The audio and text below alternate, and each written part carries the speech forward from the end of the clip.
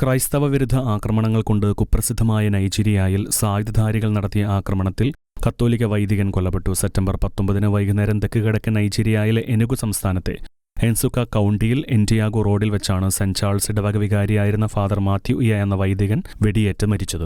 സായുധധാരികൾ പതിയിരുന്ന് ആക്രമണം നടത്തുകയായിരുന്നു.